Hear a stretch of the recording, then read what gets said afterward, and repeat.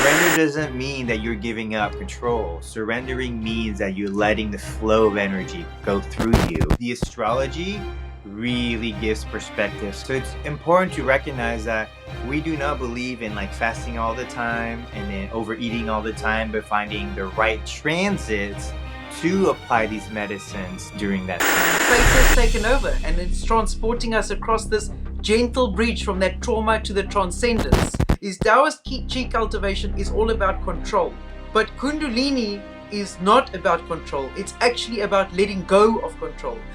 Let's talk about some deep shit.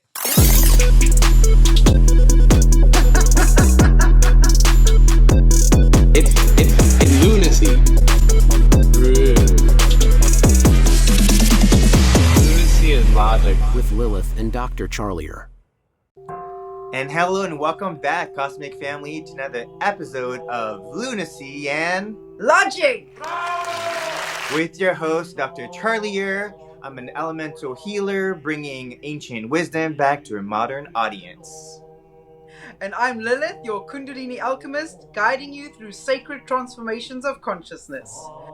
Together, Dr. Charlier and I do this with the use of traditional Chinese medicine, astrology, universal law, and last but not least, our connection to God. Ooh, thank you. Ooh, what an exciting couple of weeks it's been, and I'm excited to be back on the show again. So let's get right into it. Let's go right into the pulse. So Lilith, let's go right into the pulse. So what's going on in the pulse right now? Well, Dr. Charlier, today I feel like the pulse is deep, wiry and slippery at the middle position, which is the liver and spleen, and slightly rapid but submerged. So it's really like a deep water to fire alchemical bridge, like the final stage of that Scorpio purge before the Sag renewal. Yeah, no, I definitely feel that really rapid pulse for sure as well too. Look, I have a friend who wants to say hello. He helps keep my pulse in check. No doubt. Yes. Yeah, so I definitely feel that pulse in that middle section, liver and spleen for sure. That rapid pulse, I feel like there's a little bit of like anxiety that's still there for people. I definitely felt it this last couple of weeks. And so I feel like not a liver chi stagnation, but almost like I'm pushing, trying to like get things done before the next phase of something. I don't know. I feel like in like the fall season right now, I've been pushing really hard to get things done, but maybe like I'm pushing myself too hard, and that's forcing that pulse to be rapid, and like then there's some slipperiness happening. Like I'm not sure exactly like what's going on, so I've been like really trying to slow down, but like there's so many things that are calling my attention, so I do feel this very push and pull between like, do I rest or do I move faster? And that's where I feel like this slippery, wiry, and slippery and rapid pulse is affecting me in this way. Yeah, you're right. It's more like a liver chi constraint than stagnation. And we've still got that underlying kidney water and heart fire disharmony. Yeah. And I think that this like kidney heart has just been this slowly chronic issue that I think a lot of us are experiencing. Because there's some like I feel like deep rooted issues are like bubbling up now. And if I don't spend the time to look at it, it will kind of like slip me up. So it's very important to recognize that like the pulse is slightly different, but still very similar, as if it's this progressional chronic issue that's finally coming up now for us to deal with.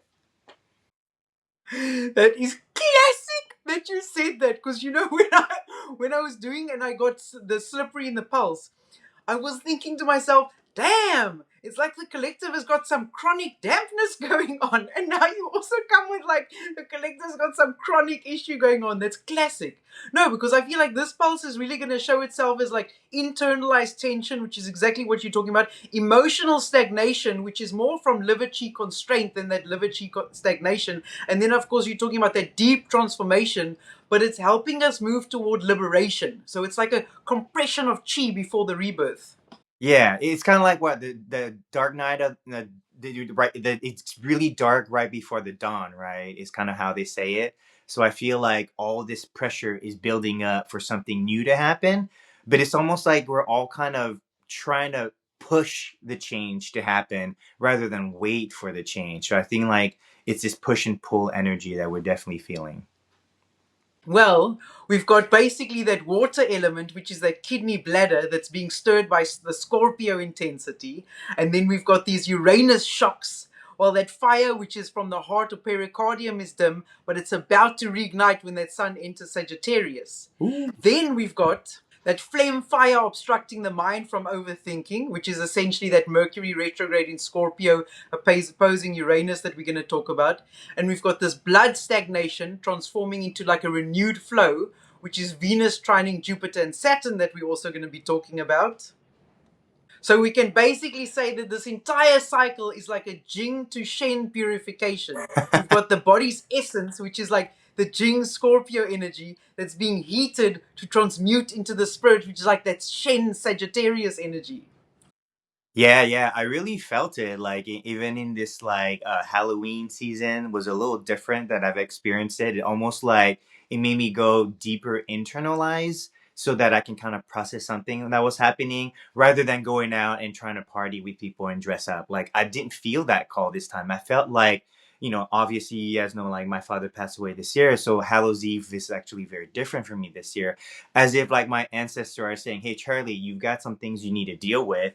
Going out trick-or-treating ain't gonna do shit." Like you really need to focus on really facing a lot of your internal childhood wounds or maybe like deep wounds that maybe I experienced with also a lot of us are probably experiencing abundance or like poverty consciousness. And so that came up with me during Scorpio season, as if it's like, hey, you want these dreams but you can't even deal with your own shit. Like you have to process the internal emotions that you haven't been dealing with because like when my dad passed away, almost like the ancestors like, we see what you're missing and you're not dealing with it. So during Hallows Eve, this October's November season, it's kind of calling me out and say you need to process your ancestral issues so that you can really renew that blood, right? Renew for the expansion that's coming up, which is what we're going to talk about with the trining of Venus and Jupiter around a Mercury retrograde.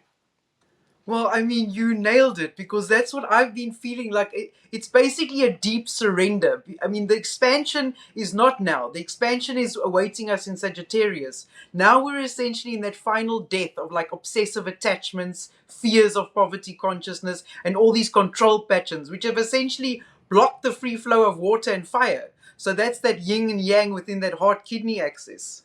Yeah. It's kind of like the damning of emotions. And now Scorpio's like, I poked a hole. Watch the dam break, right? And we're all like, no, don't break. Exactly. So let us go into the codes of destiny as we, take the pulse further into the stars to see like what is really happening to us through the codes of destiny. So this is a crazy couple of weeks we are dealing with. We have 29s everywhere. And 29 is the most tested degree in the zodiac. And this is happening in Scorpio season, like the most intense season of the zodiac. So the time has arrived and the rules of your life is about to change. We have Uranus at 29 Taurus, Neptune at 29 Pisces. We've got Mercury that's going to cross over into 29 Scorpio right before conjuncting the new moon, and Venus will hit 29 Scorpio. So, you are going to be communicating with the universe, and the universe is going to be communicating with you. So, I think we need to break this shit down.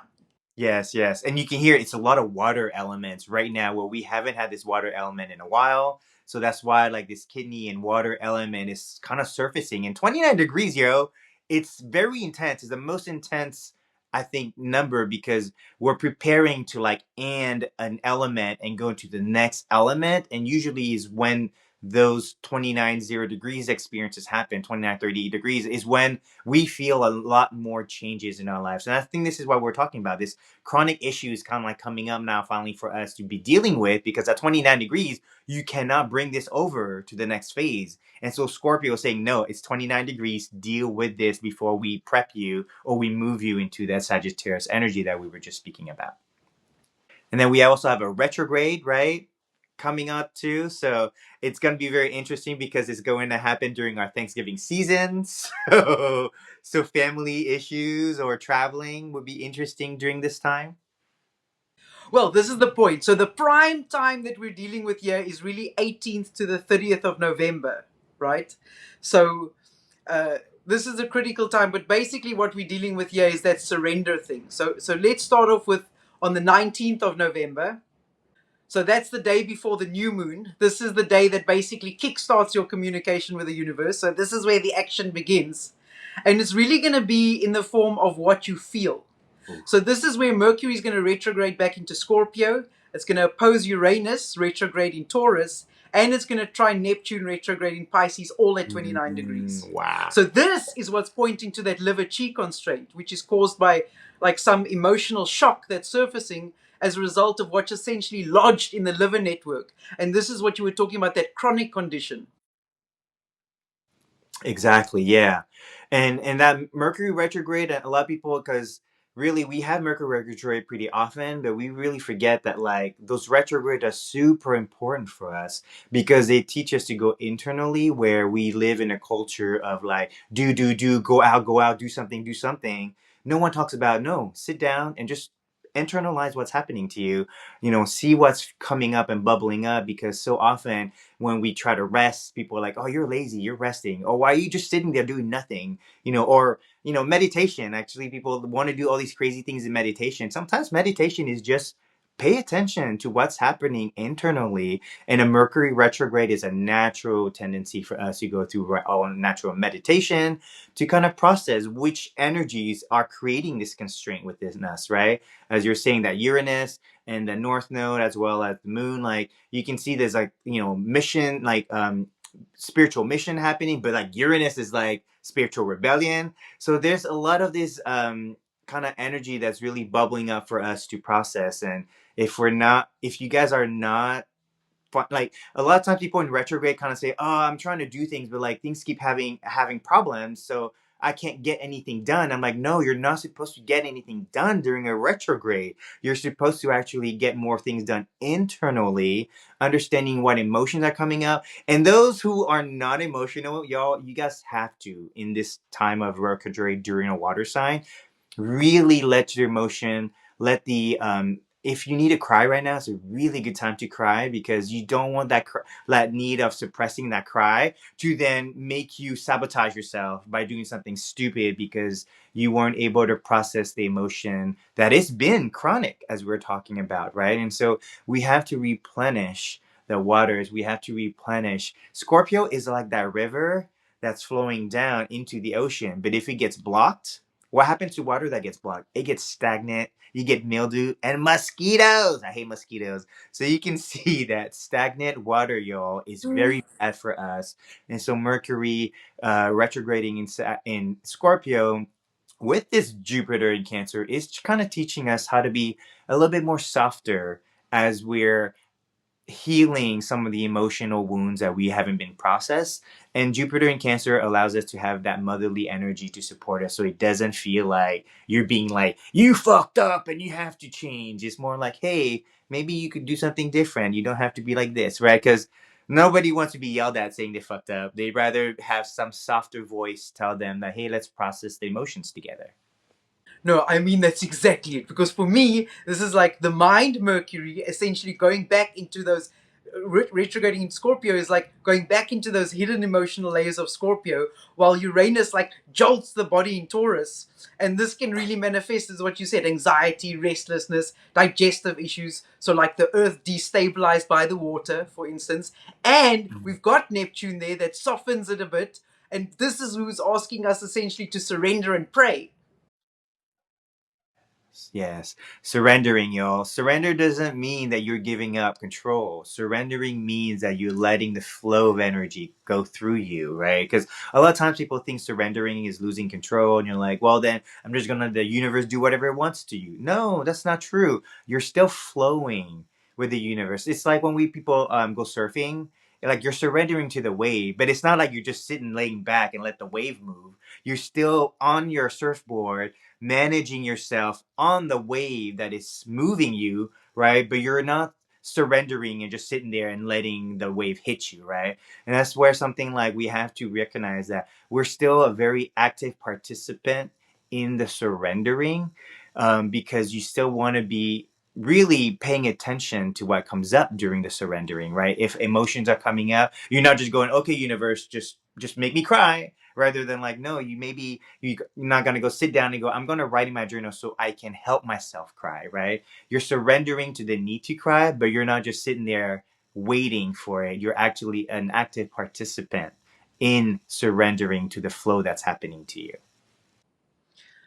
Look, Charlie, I'm not gonna lie. It's gonna be a mindfuck. That's what it is. It's gonna be a mindfuck. And the point is, the day after the mindfuck, on the 20th of November, I think this is gonna be like the night of the 19th in the US. We have an even bigger day because Mercury continues its retrograde backwards to conjunct the new moon at 28 degrees Scorpio, forming a new moon stellium. And then, if that's not Ooh. enough, you still basically have that opposition to Uranus retrograde with Neptune also still in the mix. Y'all, this is an energy tornado, a portal that is potentially going to show up as some like unexpected turn or sudden course correction or something like that. Yeah, yeah, yeah. I'm really excited just because I'm going camping that weekend, so I'm hoping to like disengage from the world as the world is going through this turmoil. Just because nature will be a really good space for me, and then we have a little pond at in this camping spot too. So I'm definitely gonna be jumping in that water to make sure that I'm getting enough of that Mercury in Scorpio Cancer energy and Neptune to surrender to the flow of water. But I mean, I feel like you will know in your gut with this new moon what you need to do. Like, don't listen to anybody else because this is the moment that the caterpillar is in the cocoon, like right before it transforms into the butterfly. So Yeah, this is like that ultimate peak yin energy, that seed of rebirth, but it's still hidden in the darkness. And then the thing is, on the same day, we have Venus in Scorpio trining the North Node in Pisces at 16 degrees. So you know that whatever is happening is part of your destiny. I mean, it's happening whether you know it or not. You don't really have a choice. yeah, Universe has taken over the cockpit and it's now flying the plane and it's headed straight to your dream destination. This yeah. is how I see it. But this is really that slippery pulse as well. Because this new moon correlate, or this Venus in Pisces trining the North Node correlates to that heart blood harmonizing with the kidney, water energy. So essentially, whatever happens, like you said, is calling us to do some emotional healing through forgiveness and compassion. And these were topics that we discussed in the last episode. But fate has taken over and it's transporting us across this gentle bridge from that trauma to the transcendence. And it's Yeah. the yin that's softening it a little bit, with Neptune right over there. Yeah. And I would say this is a very good time right now. If you haven't really been paying attention to coincidences, what we call synchronicities, and please don't try to make your synchronicities. Don't try to like change the clocks. Oh, it's 111. I'm going to do this. Like really pay attention to the synchronicities. They're all like, this is a very potent time where Mercury is speaking to us.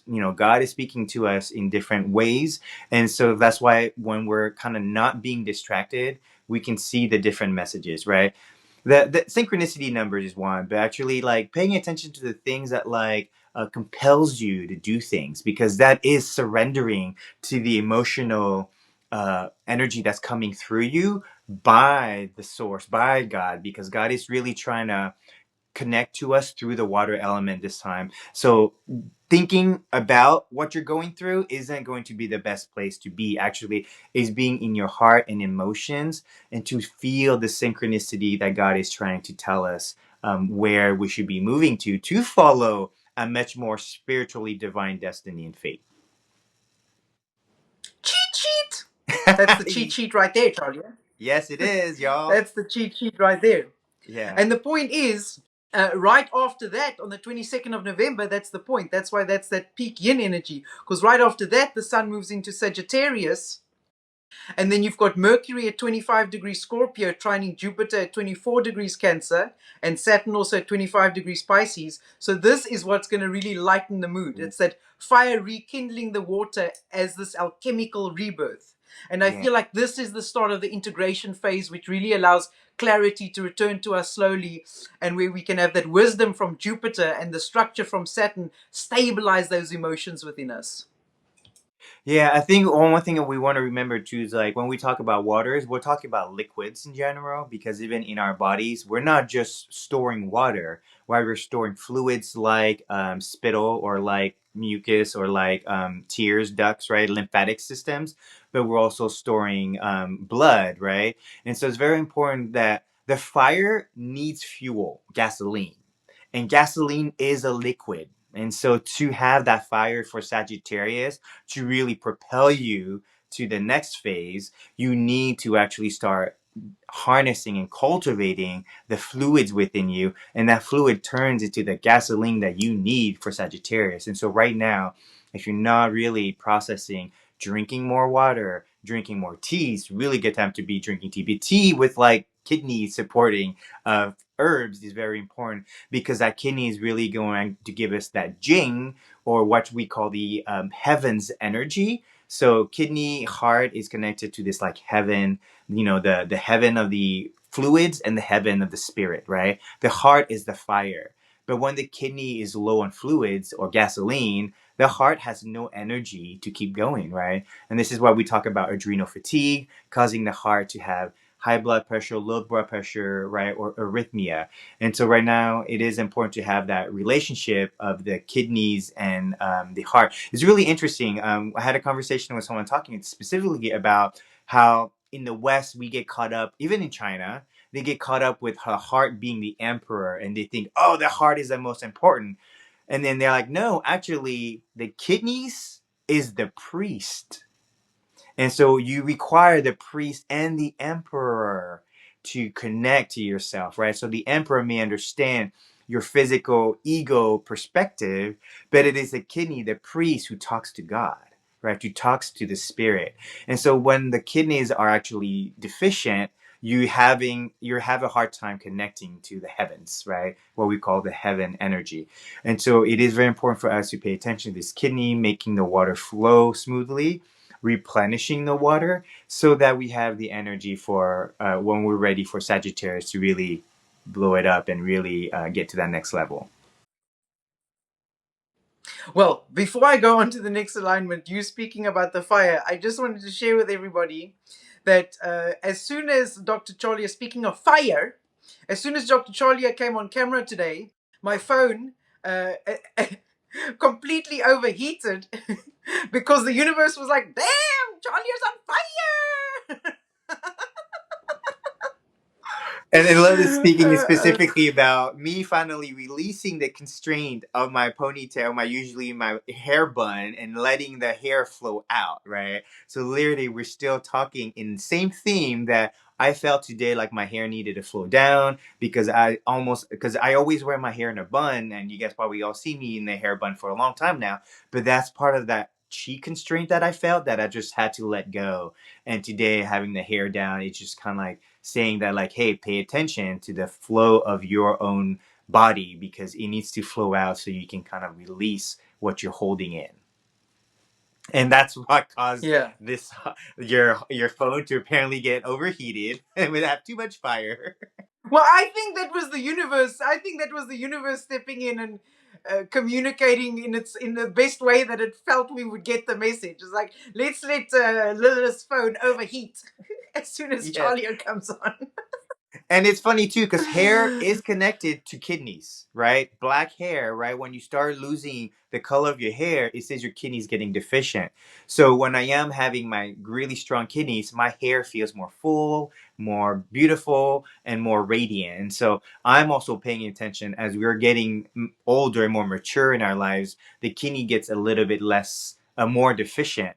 So that means this is why like people tend to lose hair or your hair grows gray because of the kidney deficiency. So that's why now we are moving into getting ready to go into the winter season. And winter season is actually normalized to the kidney functions. And so right now it is kind of paying attention to, again, that kidney energy that's maybe be deficient. So for me, like to let my hair down is kind of like letting the kidney energy flow through and not letting that be restrained so that I am causing fire or heat, which I cause fire heat over across the world over in Africa with Lilith here in her phone. Classic, bro. Classic. Speaking of fire and heat, so here is something that you're going to enjoy. So 22 degree Scorpio is a very special degree for me because it's basically the same degree. The sun was at 22 degree Scorpio when I had my anaconda dream, my final exam in the dream realm, right before the Kundalini crossed my throat chakra. And I know it's a special place for you too, Charlie, because your Uranus is at 22 Scorpio. Yep. So I just wanted to point out as a quick little side note that on the 25th of November, Mercury retrograde and Venus will conjunct on this degree. Ooh. So this is also essentially bringing our relationships back into focus. Ooh. But it is also the point where, like, obsessive thought, Mercury retrograde meets desire, Venus. So we're going to be revisiting old wounds or self-worth stories, that poverty consciousness, but really for the sake of being able to reframe them into wisdom rather than, actually face the consequences, so to speak. Yeah, it's interesting. I've definitely been. I mean, we both have been talking about this. We haven't been in relationships in a while, and there's some days I don't think about it at all. Right, I really don't. But recently, I was kind of like, huh, like it's been a while since I've been in partnership with someone. Like, do I want to or not? And right now, I'm still not sure. But maybe at 22 degrees Scorpio, we'll definitely revisit that and see what's happened during that time. It's funny because you and I always connected when we were talking about, the partners that we run into and meet, because it's a very personal and deep conversations. And a lot of times our partnerships tend to kind of like connect to this deeper wisdom that we have to like process. So I think both of us are kind of like, I still remember that one time you read my chart, you go, damn, Pluto destroyed your love life. I go, dang, why you call me out like that? so No, and the worst part about that was I was tuning you, and then I hadn't even yet spotted the fact that Pluto was going to be in my fifth house basically for the rest of my life. In fact, I think it's going to oh be retrograding in my fifth house for the rest of my life. So I don't know, yo. I don't know what's dang. going to happen to me. Yeah. Yeah, we'll definitely revisit that when that happens. That's a fun 22-degree Scorpio, y'all. Yeah. But Anything so I just else? wanted to mention that. Yeah, so on the 25th, the 26th to the 27th of November, we've got Venus at 25 degrees Scorpio, trining Jupiter retrograde at 24 degrees Cancer, and Saturn at 25 degrees Pisces as well. And this is the final day of Saturn's retrograde. So this is really after you've got the focus on the relationships, this is that good time to deepen the bonds and all of that. Because you've got that balance of yin-yang energies coming into play. So the water is once again nourishing the wood, and that healing becomes more tangible as the heart is now able to actually find some safety. So it's a really good time Yeah, for honest sharing and non-judgmental listening. And yeah. that will essentially, that can lead to a new level of trust and stability in our relationships. Yeah, and for us here in the States, who celebrate or who at least acknowledge Thanksgiving during that time, some of us are going to be with family or friends, right? So it's really potent time to really pay attention to the relationships and to be very honest with who is it that you really want to be when you say like I'm gonna go hang out with family.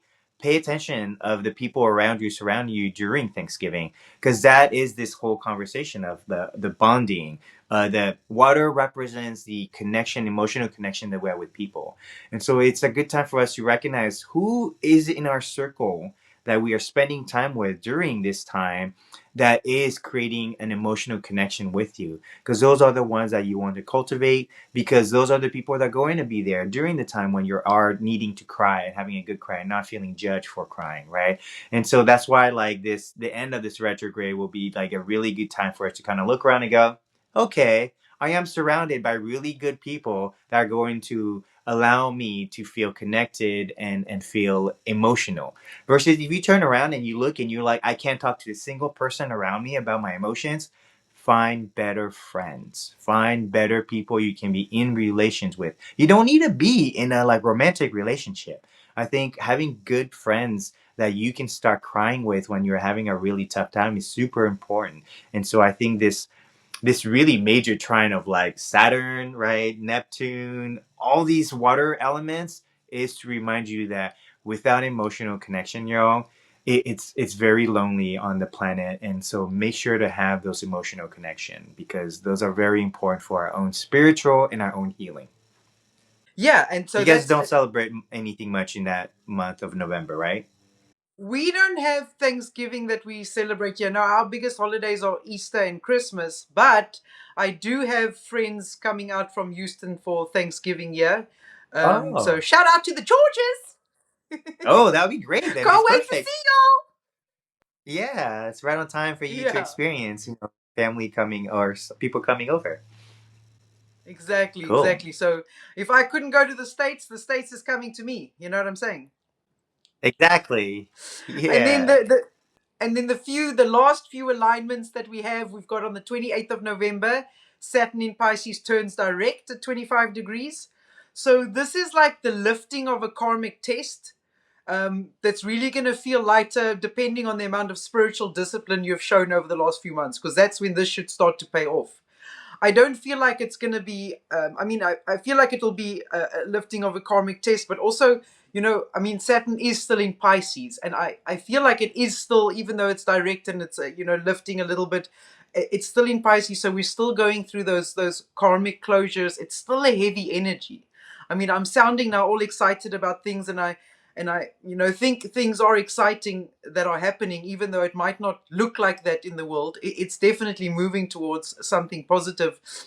But what I experienced last time was when Saturn entered Aries, the energy lifted tremendously.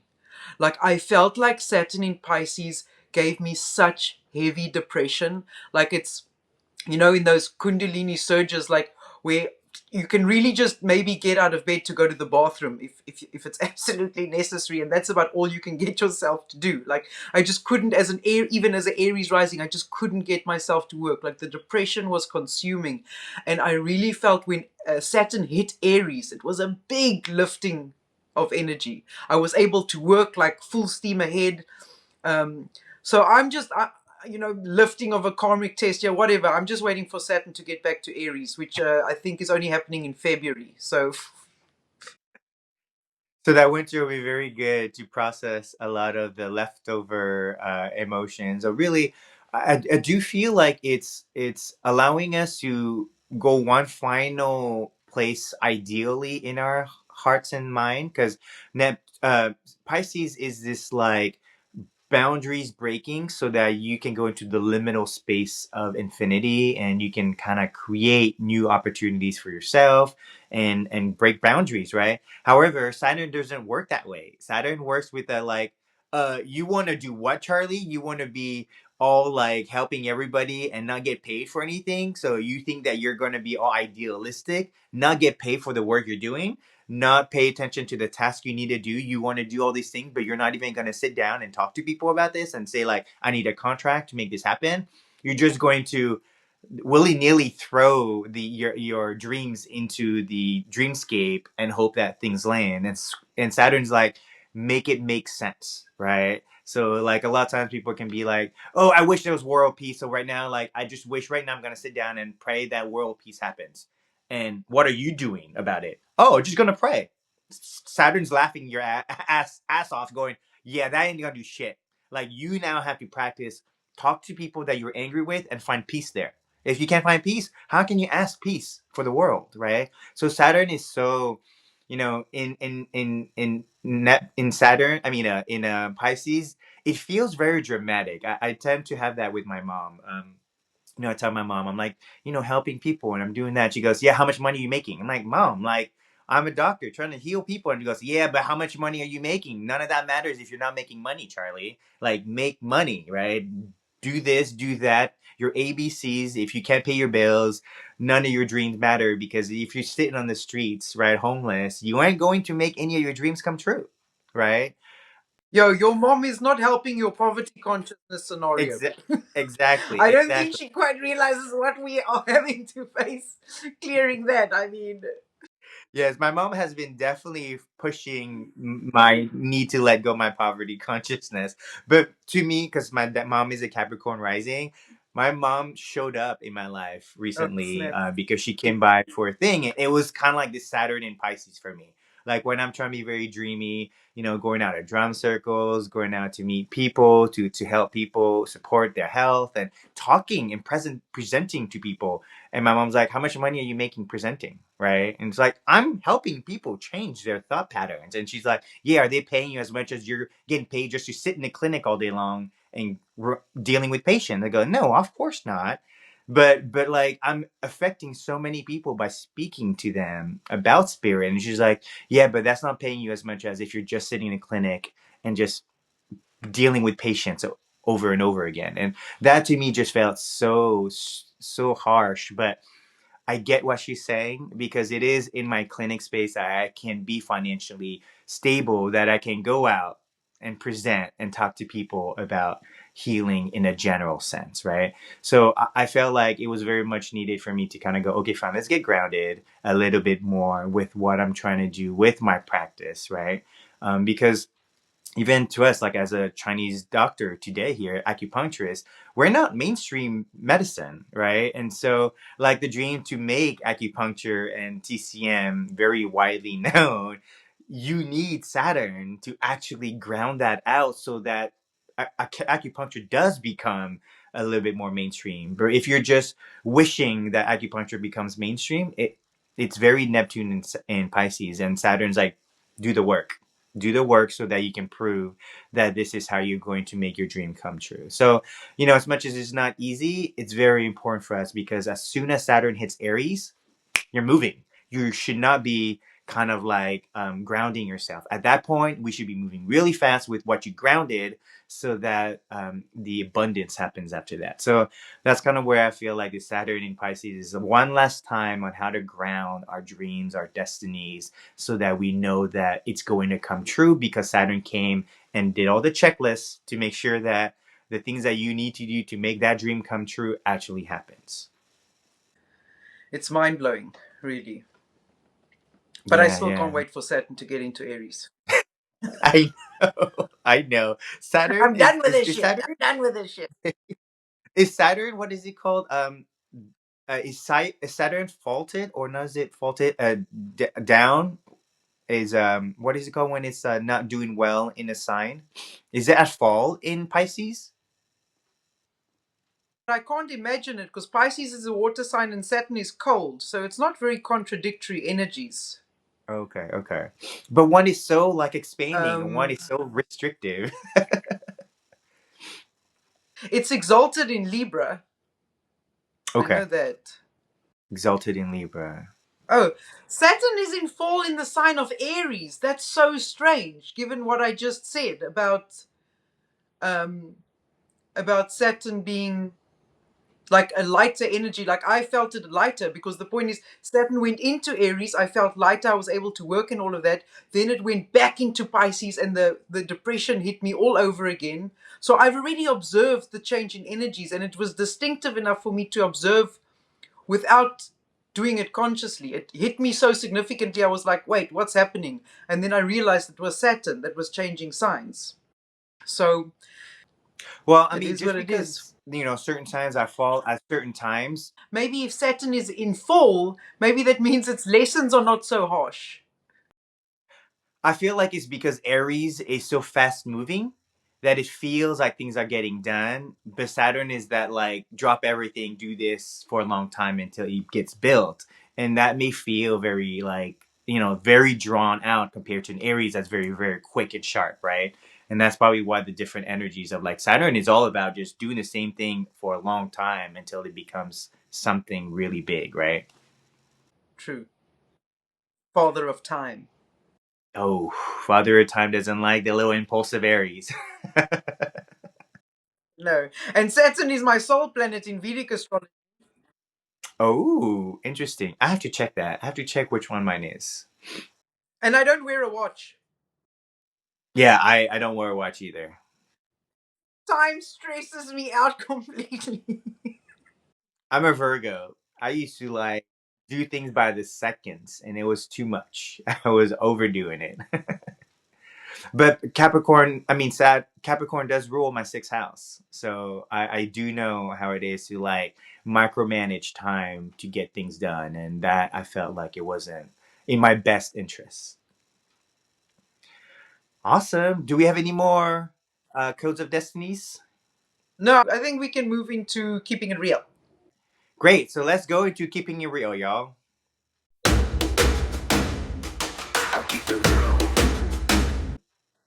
Yeah, let's talk about. I think in Keeping Real, we talked about this a little bit. Is we both kind of experienced a little bit of that poverty consciousness. So really, what I felt like we're reevaluating what we consider important in our lives. Because I feel like poverty consciousness when that hits, it's almost kind of like making us face the things that we thought we needed to feel safe, but it made us comfortable in that lack mentality. And I think right now I feel like I'm reevaluating the things that I consider lack, because when I see the big picture, like I have a lot, I'm abundant, right? But in the money, like the physical money situation, I may feel like I'm lacking. But in terms of the assets, instead of I have so much sugar cane right now, I don't even know what to do with it, right? So I'm kind of giving it away, but I could also sell it, you know. But this was my mom saying like, well, do you want to go sell, sugar cane for like a few bucks, or do you want to go and do acupuncture and make like way more money, right? I'm like, yeah, but I still have to take my boards, mom. Compared to like, I literally have sugar cane right now I can sell to kind of pay for some financial things. And she's like, well, why don't you do acupuncture? I have to take the boards. I have to take 3 tests. So I actually cannot even get paid as an acupuncturist because I still have to get certified. And so what I had to realize too is like, if I get stuck in the studying mode, I still need a part-time job versus I'm surrounded by so much sugarcane that I can actually go on the street and sell sugarcane and make a few bucks here and there, right? Granted, it's probably not that easy to just go on the street, and especially in America, if you guys don't know anything about doing anything in America, you need a license to sometimes cross the street. And I say that facetiously. You don't really need a license, but like the amount of regulations in this country to get anything done is ridiculous. And I think for me, I couldn't just go around selling sugarcane unless I have like a license or a food license. And so I am kind of like, recognizing that like I have to like sell on the streets, not necessarily with a license, but I do go into different markets to try to sell my sugarcane, and that's been helpful because I'm finding different places to sell the abundance that I have, right? And that's kind of like that piece that I'm starting to realize is I have abundance only if I know how to like transmute it into usable funds, right? Versus like just thinking that like having a part-time job to keep funds going is like an old way of doing things, because like, in the end of the day, if they choose to fire me, I have no more abundance. I have to go look for more abundance, right? Versus right now, every season, like literally I haven't been managing my sugarcane, and now the sugarcane is overgrown and I have so much of it and I didn't manage it, right? So to me it's like surrendering to nature that provided me all of this assets of, this food product that today, if you guys really realize, our food is so chemically induced. There's so much chemicals in the food in America that people are getting sick. So I'm realizing that, can I, as Chiron and Taurus, go sell food that I grow on my yard? And when people ask me, "Oh, Charlie, where do you buy sugarcane?" I grow sugarcane, and people are baffled, like, "You grow food that you sell?" I go, "That's what farms used to do." I don't understand why we think that's crazy for anyone to basically sell the things you grow, and that made me realize how deep my poverty consciousness is. Well, and also can we just acknowledge that that's what a shaman does as well? Exactly. We dabble with plants that will help the human body and help others. Just Exactly, saying. right? Yeah, yeah. So as an herbalist, like I'm in my zone of genius. I am growing food to provide food nutrition to my patients, right? This is kind of like this deeper realization for me that like I can say I'm lacking in funds, but I'm not, because I have resources, I have assets, and I have to now learn how to transmute those assets into usable. Maybe I barter, and I've run into places where I've been able to barter with the sugar cane, right? And so that's why like it's again making me realize that like there's still energy exchange in barter, and I am not, lacking of funds. I have abundant of resources. I'm just now learning how to transmute those resources into usable funds. And that's very scorpionic, right?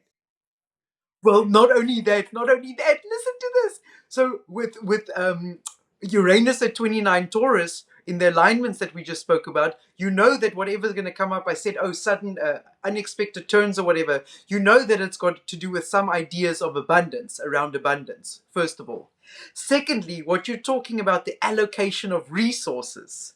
Bro, if we are not learning about poverty consciousness in order to learn very carefully how to allocate resources, then I don't really know why we're learning about it. Because the point is, you can have as much resources as you, do you know what I'm saying, as possible. But if you don't know how to allocate them, it's never going to be enough. So I definitely think that part of all of our lessons, especially the healers, because they're generally not finance orientated people. And most of the healers I know, if not most of the population, but certainly the healers I know, are all clearing poverty consciousness right now. As I said, most other people, even that aren't healers, are clearing poverty consciousness, but certainly spiritual leaders, healers, all the leaders that are going to be, taking humanity into the new earth, they're all busy clearing poverty consciousness right now. And that is because God is showing them how to work best with their resources. And the best way he can do that is actually by first limiting their resources. Do you know what I'm saying? Be like, okay, if you have this, the test is, what are you going to do with it? And then if you work with that more, work with that well, then he gives you a little bit more. See how you work with that, then he gives you a little bit more. And so you'll actually find that we're not going to win the lotto overnight. You'll actually find that the guys that are clearing poverty consciousness right now, once that poverty consciousness is cleared, they will be building up wealth slowly over a number of years. It will be over a period of time, as they pass the test of having learned how to allocate those resources. So it's pretty crazy that you spoke about that, because that's also Uranus 29 degrees Taurus right there. That last lesson, like, okay, have you learned yet how to allocate these resources? Because shit's about to go down. Yes, yes, exactly. One more thing too, because like I said, my transit is happening. The Pisces Aries nodes are happening in my eighth house, right? So that is also what's going on with Saturn, Neptune in Pisces, right? And my dad passed away recently, so that was in my eighth house. Well, what else is in eighth house? Inheritance. I inherited my dad's house, and it's 4 bedrooms. I live in 1 bedroom, and now I realize I had 2 bedrooms to rent. So instead of trying to get a part-time job, right, I realized, look, I literally have a house with 3 empty rooms that I can actually rent out. So actually, in the last 3 weeks, I've been preparing the space. I rented out 1 room, and now the finance is suddenly coming back. And that's when I realized, like, here's an inheritance. I now have to manage a house that I didn't have, in the beginning of the year. You're utilizing the resources that you have. Exactly. And even for me, like, I've lived with a lot of different roommates, relatives, strangers. And in my family, they don't like that. They live with, only people they know. They've never had random strangers. They think having roommates who they don't know live in their house is super weird. And I was like, yo, I literally have empty rooms. So I opened it up to have a roommate. And here's what's really crazy. He ends up talking to me about acupuncture and TCM. He goes, I've never done it. I'm willing to try it. I'll pay for your services. Now I have literally a roommate slash patient in my house living, so that I could both get paid for the room, but Brilliant. actually he's a patient. He wants to learn and see if acupuncture, because he's trying to get out of like the chemical food, right? And started to realize that certain foods are better for him, and he's trying to actually learn more about that. So he asks me questions all the time, and I'm like, wow, what kind of better roommate can I get, right? I don't want to just rent a roommate that really doesn't go home and leaves and like never wants to talk to me. That's fine too. But the fact that he's interested in the medicine that I'm providing is kind of like God saying, here's how you make things work and also support yourself, not just having a random stranger that just comes into your house. So I have to appreciate, and this is kind of like the ups and downs of what I've been dealing the last couple of weeks, is this like, well, here's the low funds, and and I try to get funds this way, and the universe is like, no, try something else. So I went something else, and this is the roommate situation, and it's worked out for me. So again, like, it's a good time to pay attention to the resources you do have, rather than complain that you don't have money to do X, Y, and Z, you do have resources to do the X, Y, and Z. Exactly. That's exactly. But yeah, how about yourself?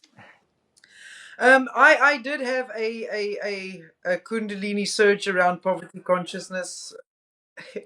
I did have a Kundalini surge around poverty consciousness last week. But the thing is,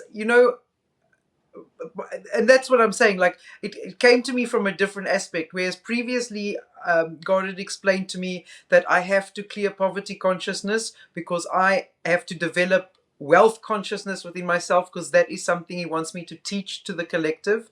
He wants me to teach wealth consciousness. Recently he came from another angle, which I was explaining to early on. And that other angle was, like I was just saying, about the allocation of resources. Like he needs me to understand. And I'm a finance person, y'all. And yeah, I have God busy teaching me about allocation of resources. So since college couldn't teach me, God's stepping in. No, I'm joking. God's College did teach university? me how to manage other people's resources. Yeah. So I'm good at eighth house. I'm good at eighth house. Whether I can manage my own resources is a different issue. And the point is, when on this path, like, which is basically like a yogi path, you really have to detach from the materialism. Not because you're never going to be wealthy, but because it's a worldly thing, right? You're turning inside, so you detach from the materialism. And one of the byproducts of that is also because once the wealth does start flowing in, not only so I've detached from the material, the wealth starts flowing in. He's then also taught me resource allocation, and then I'll be able to use those funds in a constructive way to help those around me. That is in essence what they have to do, rather than use them to buy my own island and own a plane and a yacht and a house in the south of France. As a yogi, that's just never going to happen, even if I have the money, unfortunately. If I do that for myself, he will actually God will just take the money away from me altogether. So I mean, yogis can fly first class. well, the point is, it's really been for me about surrender. The main thing has very much been about surrender. And let me tell you, if I have to hear the word surrender once more, I'm going to actually puke. I mean, I'm so sick of this whole surrendering scenario, really. Like, if I knew how to surrender, I would have done it already. And the problem is, Charlie, you and I were talking about this before. Actually, the main difference between Taoist chi cultivation and Kundalini is Taoist chi cultivation is all about control. You're basically learning to control the energy. But Kundalini is not about control. It's actually about letting go of control. The Kundalini, at least the spontaneous one, I can't talk to normal Kundalini because I imagine that to be similar to Taoist chi cultivation. But spontaneous Kundalini, it's all about surrendering. And so the point is, I mean, that's why it's a tough thing, because if I knew how to do that, I would have surrendered already. Like, it's not a pretty thing, letting go when you have nothing left to give. And so, yeah, well, there's power in that. There's definitely power in letting go when you have nothing to give, because this goes back to the same thing about later on, once you get the wealth, then you've got so much power, you're not attached to it, right? So you're able to use that to help other people because you've already let go of the material world. And this, for me, there's power in, because there's freedom in that, in that lack of attachment. But I'm definitely learning that surrendering, first of all, is not about losing your desire or your hopes, but it's really about detaching from the outcome. So what does that mean? It's about allowing the universe to bring it to you in the way that it feels is best, not in the way that you imagine it. Because we will imagine something that is best, but the problem is that there's a whole bunch of things that are much better than that we don't even have the capabilities to imagine. Because the point is, you have very limited information, actually. The universe got much more information. So you're like imagining that this thing should come in this way. And the universe is like, yo, there are much better ways that come in. What are you talking about, you dumbass? Let me take care of the shit for you. And so surrendering is in essence like learning to trust the universe in that process. Hmm.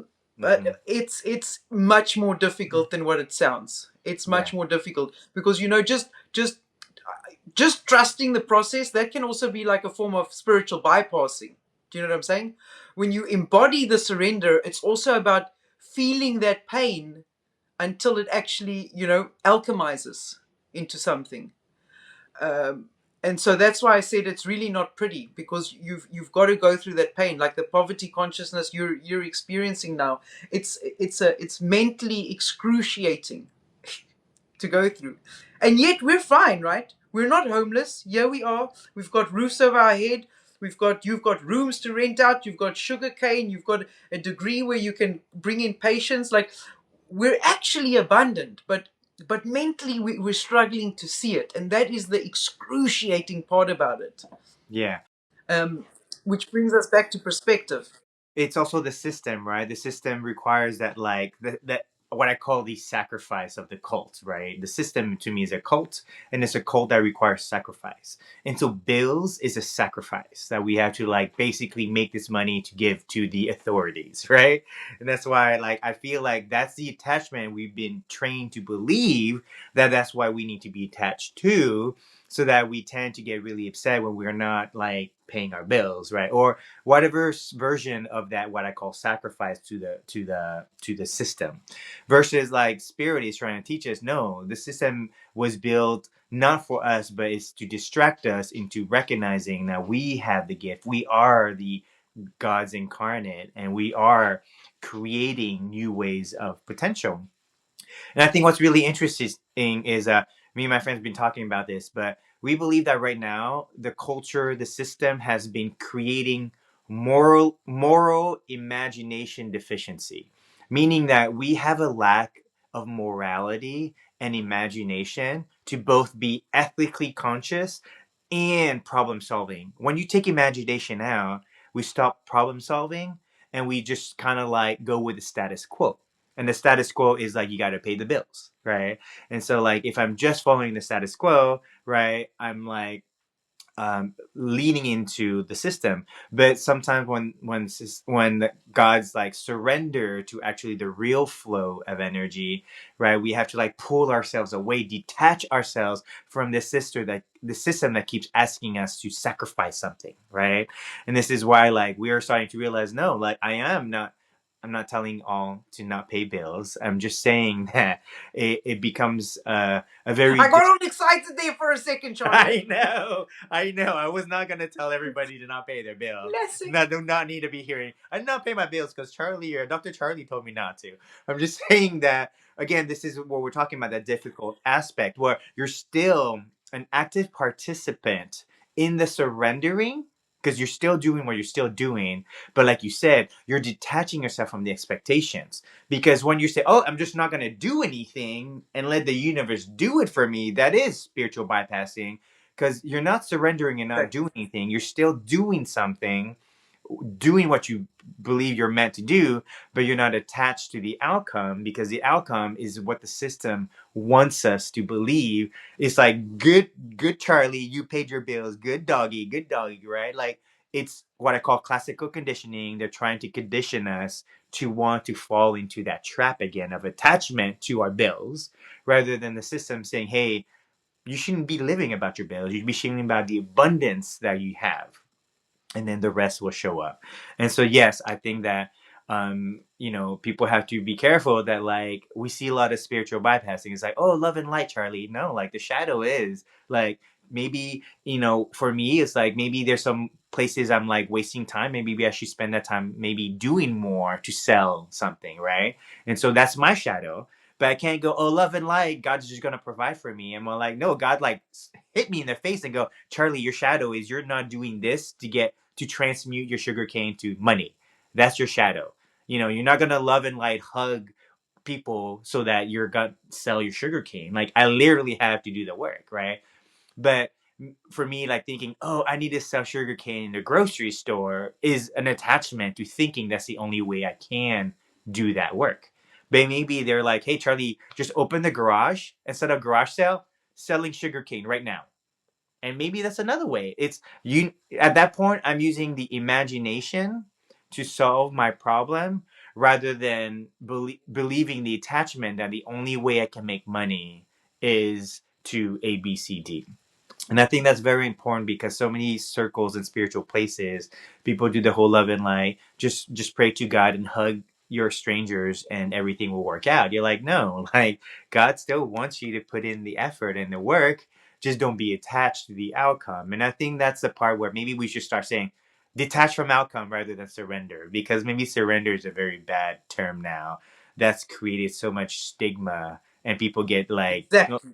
right, like you're getting upset because like that's not surrendering. Actually, the word surrendering is not a good description of what's actually happening. No, because I'm just so sick of hearing the word, like even from God, like because that's the point. My whole journey is about it, right? Surrender, surrender, surrender, and I'm like, yo, that is meaningless to me. If I knew how to do that, I would have done that shit already, mofo. Like, what's happening? That's not useful to me at all. Yeah, tell him change your tune, please. Can you change music so that the word surrender sounds different? Well, detaching from the outcome is a little bit more understanding. It's a Yeah. little bit more understandable, a little bit more practical way of looking at it. And like you said, because when you say detach from the outcome, you can understand, oh, I still have to act, but then, doesn't matter what ends up happening from that action. I've got to just trust that, leave it in God's hands. I don't control that. I control my action, and that's all I control. After that, take it and go. Yeah. Oh, you almost said surrender. But yes, letting go is another version of surrender. There's a whole song. Let it go, let it go. I do believe surrendering and letting go happened during that time that song came out. I felt like God was telling everybody to fucking let it go. But yeah. Thank you for sharing that. I think it's very important for us to be able to share kind of what we're going through so that other people can feel, also know that, things are tough, but it's not tough for too long, right? It's only tough because we're in a phase of transformation. And that is sorry, but that's a Scorpio theme. So if you're getting mad that things are being forced to change right now, you're getting mad at the universe itself. You're getting mad at Sun in Scorpio. Like, you can't go, Sun, I can't believe you're in Scorpio. I'm in Scorpio every season. I don't understand why you're tripping. you know? Well, the point is, in every season, Scorpio is a shocker. Every season. Exactly. I mean, talk about a nervous system overload. Yeah, it always happens at the same time, y'all. Ain't that the truth? Yes. So thank you for sharing this and allowing us to basically get real down to what's happening for us and to show you all that like look, like we're not perfect. We're just actually figuring things out as we go, but the astrology really gives perspective. So we like really if we didn't know it was the season of Scorpio, we'd just be like, "Oh, this shit's happening to me. I don't know what to do. Why is it so crazy? Like I can't Yeah, I believe would it's have thought it's the happening." end of the world. Yeah, Like, exactly. Yeah. But now you're like, no, I that's why like a lot of time when people get mad, I go, transit and then just walk away. Just because for me, when I say transit, it's like saying, let it go. Oh, transit. you know what's so crazy? Do you remember the days where I was always like, Pluto, bro, it's Pluto? I haven't actually blamed something on Pluto in a while. Lately, it's been Neptune, Saturn, and Uranus. Have you noticed that? Yes. Yes. Although Yes. all the air travel I saw, Houston Airport was a disaster again in the last few days. So that is all Pluto. Yeah. Yeah. Yeah. That is all Pluto. But I haven't blamed anything on Pluto in a while. I think Pluto is taking a break. Yeah. Well, So I think the government shutdown is like Neptune, another. Neptune, Uranus, and Saturn, the three musketeers. Yes, exactly. I really do think that like these access points, the collective, and you can see it all over the planet. There is government overthrow. So Uranus is very active. Neptune is dissolving government structure, and that's why it's really interesting that we're seeing a lot of disillusions of the what I feel like the constraint structure, right? So like that liver constraint, I feel like is the government, right, or any kind of authoritarian system, right? And so now by that breaking apart, right, it's almost like the heart, the kidneys, is like the people are rising up again, saying, "Hey, heaven is back, and we're not going to use collective governments. We're going to use again personal." A connection to source, to God, so that we are all living our divine mission and we don't have a system telling us how to attach ourselves to success or to anything. I read this really good quote that like the planet doesn't need any more successful people. It needs people who know how to love, who know how to have peace, and who know how to communicate to each other. Because the problem with our system today is we think we're successful by like ripping each other off, like making more money and not Cheers caring. to that, Charlie. Cheers to that. Yeah. So that's why it's really hard because this came up right after my mom left.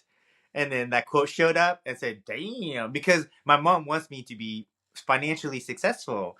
And then the universe like, "We don't need that. We don't need that. Your mom can say whatever she wants. She's still a human." And God's like, "Look, like we need more healers because in the end of the No, day, you know yeah, that you will be financially successful. yeah, And the point is because you've got that Saturn in the second house. But the point is it's going to take you long. You're going to build it up over time, number one. And number two, once you build it up, nobody's going to be able to take it away from you. Well, when exactly." Saturn comes in, it's there to stay. So that's the other way of looking at it. So she mustn't. I mean, I don't know if she'll get to see it in her lifetime, to be fair. But my money's on you, Charlie. My money's on you, for sure. Thank you. Yeah, yeah. No, I love my mom for really like, getting straight to the point. But like, I also know that like, I don't take all her words to like, she's the type of person where I don't listen to what she says. I watch what she does. You hear that comment saying it's because she loves to say things very idealistic. Charlie, you should do this. Yeah, but that doesn't work out in a scenario. Like she said that, like, oh, I'll give you $1,000 a month, and I'm like, you keep saying that, but it never happens. So why do you say like that's going to happen, right? Like at one point she's like, yeah, I'll take care of you so that you can study, and then when she didn't pay me or like support me, I had to go get a part-time job, right? So I ended up not being able to study as much, so I didn't take the test. And she's like, why didn't you take the test? I'm like, Mom, you asked me how much money I needed, and then you act like you were going to give me that money. You didn't. So I went to get a job, or like I went to go support myself, and now you're mad that I didn't finish my test. That's because I still have to pay for the test. People act like taking the boards is free, y'all. Like, do you know how much money the boards are? We take 4 tests, $350. That's at least 12 grand. $1,200, y'all, to get certified on top of the certification cost. So Well, and that's not even taking into account like the 5 years of college that you have to pay for. exactly, right? So, Yeah. So that's why like it's very important for us to recognize that we are in this transition, and sometimes like people are just giving you advice, but you don't have to take that advice 100%. Like my mom gave me that advice. I'm like, Mom, like you tell me something that every person wants to tell me. It's a non-issue right now. If anything, like we're moving into a transition where we need to start caring for each other more than how much money we make. exactly. So now that we have some great talk, let's go into our sacred medicine.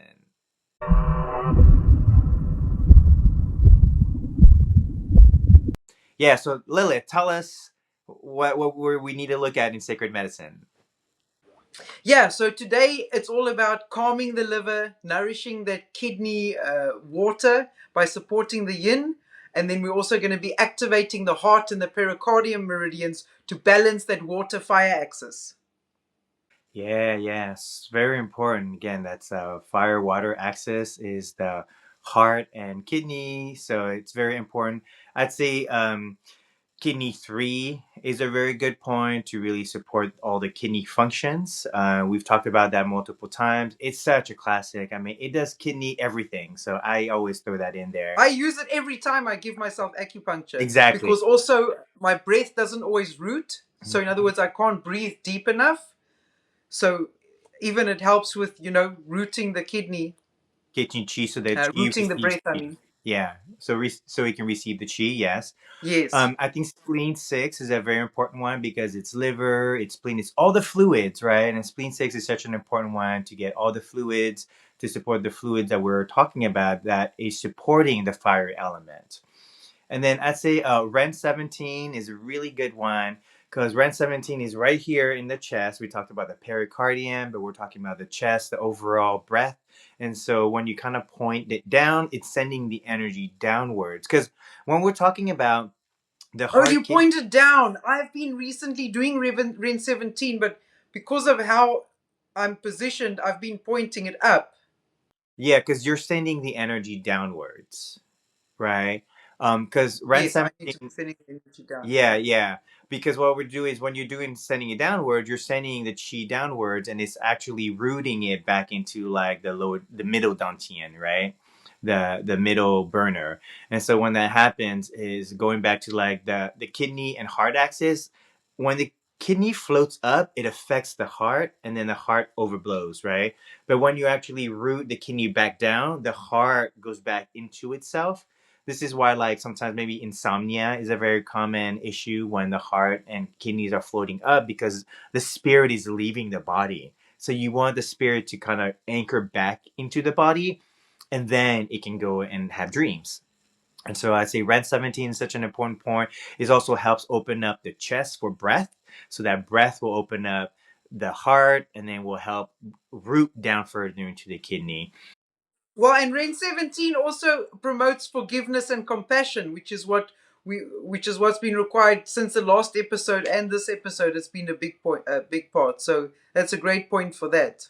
Yes, yes, because we want to basically kind of let go a lot of that grief of loss, right? Because we are talking about even this idea of poverty consciousness, or we're talking about loss of things, right?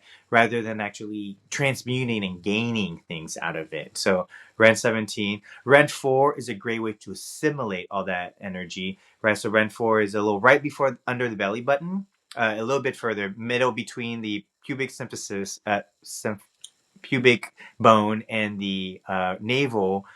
In between that is kind of the red 4 point, and it's really good to go again. It's connected more to the bladder, but the bladder also pulls all of the gunk out of the kidney, and that's why it gets emptied out. So the bladder is helping the kidneys filtrate all the problems into the bladder so that the kidneys can have fresh water inside of itself. Well, and last week we were talking about depletion of kidney essence. I I realized that I actually spoke about kidney yin depletion when I was saying our reserves are depleted, but it was actually, I meant to say kidney essence.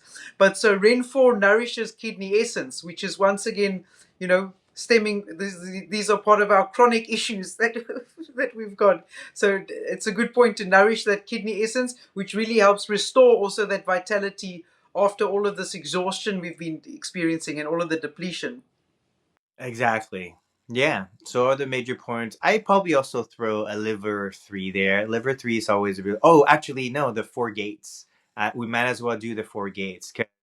I think right now is just the pulse is not consistent. Is a little rapid or slow, whatever. It's got all kinds of stuff, and I think just to regulate our internal system, as long as we're not deficient, it's very good to do a four gates, which is what I call the LI4 right here. People use this a lot. People are told always to massage these points.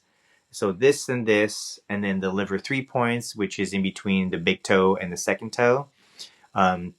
Of the feet. So those are both, these are called the four gates because it's literally 2 points on the hands, 2 points on the feet, and it moves the blood, the lymphatic, all the energy of the chi around the body so that we're going back to this natural flow, surrendering to the flow within ourselves so that we're able to really connect deeper to ourselves and to the spiritual energy that is available for us. Yeah, I think it will help move that emotions as well. Like you said, moving the chi through the lymphatic system and all the fluids will also help with the emotions. Exactly, exactly. Anything else that you'd like to add for our sacred medicine? Well, I wanted to do a yoga pose specifically also once again for this water Scorpio energy. So we've got supported child's pose. Um, And I've been doing supported child's pose as part of my yoga practice. Really, how I've been doing it is I've been pressing my forehead down onto the ground, letting the ground support it, but then also concentrating on the flame of the third eye. Oh, Um, yeah, because I've got that kundalini going through the sixth chakra, so that's the sixth chakra. So that's what's been a good practice for me. But the supported child's pose also restores the kidney, and of course, none other than helps us surrender, the infamous surrender. So it's a great pose for this time period. it's funny because even in that pose, you are like surrendering like a baby. You like put your head down. You're like, No, okay, exactly, I'm down. I'm exactly. surrendering. I'm down. I'm done. Yeah. Yeah. Anything else? Well, because we want good nourishment during this time after this period of depletion, I think it really to water that to nourish the water and this upcoming fire ignition. I think the best foods for this time is really going to be like dark mineral rich water foods, so like black sesame, seaweed, Yes. miso soup, mushrooms, black bean, even bone broth. We've got rooting vegetables. Grounding is always great. So carrots, sweet potatoes, beetroot, which really nourish the earth and the blood. We've got warming spices like cinnamon, ginger, and clove, which will help ignite that Ming Men fire gently. And then we've got the heart harmonizers, which is rose tea, lotus seed, and goji berries. Yeah, so a lot of that sounds like a great soup, y'all. Like, actually, as you're describing that, it's actually ingredients to many of the soups that we use during this time. And so, soup's actually a really good way to nourish yourself with the food, but through fluids like soups. Yeah. And it's also a good time to avoid any excess caffeine, cold and raw food, and too much sugar, because they really scatter that shen and deplete that kidney yang. Yes, yes. But one particular key that I want to say is good for this time, especially during the time period of like 19th to the 22nd of November, it will good to be to do some intermittent fasting. So usually it would be great from like sunset the previous day to midday the following day. But if you can only even do from sunrise the same day to midday to noon the same day, that'll also be good. Like any kind of intermittent fasting. I do want to point out that because this is like a deep yin phase right before that new moon. That's why you want to fast. And so, having said that though, try and avoid the fasting between the 27th and the 30th of November, because that is when the chi is rising and you really need fuel to expand with that Sagittarius fire that's emerging. Yeah, yeah. So it's important to recognize that we do not believe in like fasting all the time and then overeating all the time, but finding the right transits to apply these medicines during that time, right? Because it's very important. We're in these weird fads of lifestyle and health and wellness, and people will like do like intermittent fasting all the time. Women should be doing the exact same food and health and workouts like men, and again, it's like there's not one way to do them all. Actually, it's very important to know when to do certain um, diets or restraining or doing overdoing things, just because these transits support during very important time. That's why we bring you all the codes of destiny, because it's very important to recognize what is happening in the collective stars, to recognize, okay, it's a good time to fast, but not for a whole month, right? Because again, like when you say I'm gonna fast for a whole month, that's you like overdoing medicine and it becomes toxic, right? Because actually in our medicine, anything that's considered medicinal grade should never be taken more than like a week, 2 weeks, because that medicine should help you get back to homeostasis, and then you should stop it and then be normal, right? A lot of times people are kind of like, oh, that medicine helps so much, I'm going to keep doing it, because they're addicted to that feeling that the medicine helped them. And what would happen is that medicine will become a toxin in their body. So the same thing with like, if we were to fast all the way to 728, November 27, 28, and not realizing the transit change, you would actually become deficient during the Sagittarius time when it's asking you to actually basically prepare for the winter by filling up with more fats, more food, so that you can support yourself during the winter months. So thank you for that distinction, because it's such an important one. I see all the time. I've had to have so many discussions with my patients where like, yo, that garlic that you liked when you first got sick, it's fine, but 10 years later, you should not be eating garlic because you're sick. Like, you're not sick anymore. The garlic healed you, but after 10 years, the garlic became toxic to him. And that was so interesting, because I've learned that like some people will just become addicted to a medicine, and then it become toxic after a while. Yeah. And then last two little sacred medicine treats, because we were already talking about Ren 17.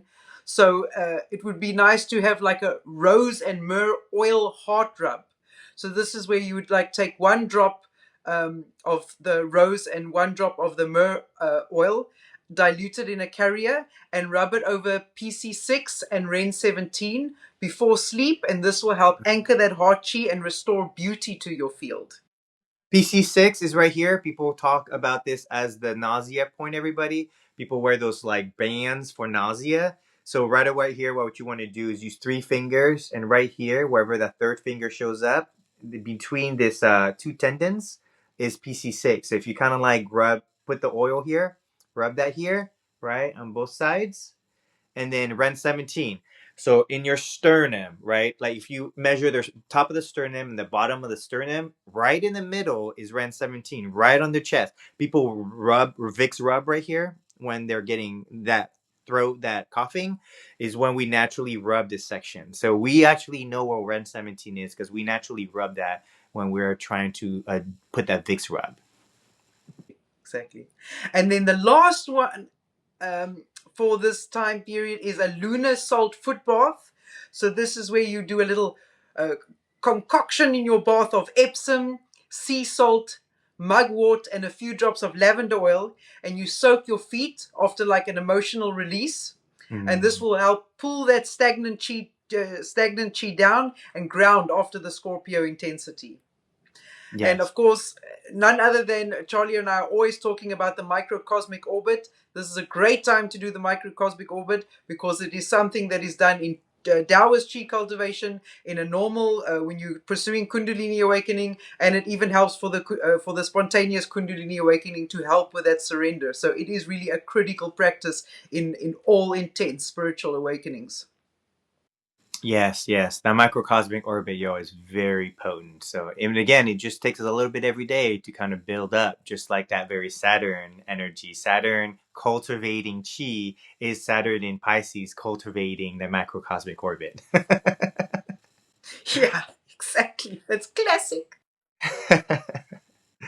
Awesome. So thank you so much for that. Sacred medicine. I hope you all take some advice and really apply some of these, just because they'll be very good for this transit at this time. So now we're going to go to our final piece, which is the temple doors.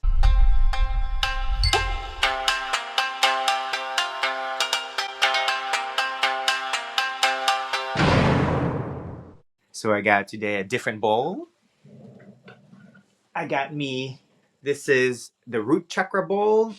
It's a good sound bowl instead of the crystal bowls, because this one's really good for that energy to kind of root down into the body, y'all. So here we go. Take a deep breath, everyone, and here we are.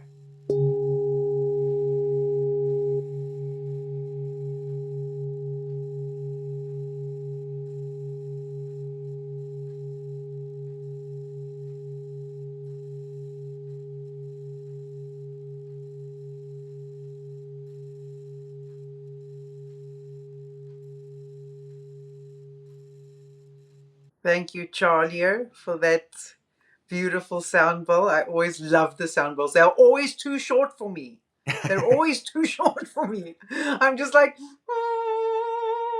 and then before I know it, it's over. Yep. But so we have walked through the valley of the shadow of death, where the river runs black and where words dissolve and only the breath remains. But every drop of darkness has carried the seed of light. And as Saturn moves forward and Mercury finds its voice again when it goes direct, your heart will remember how to sing like Charlier's bowl. So when you step out, may your words be prayers, your breath be your medicine, and your heart be the fire that lights your way home.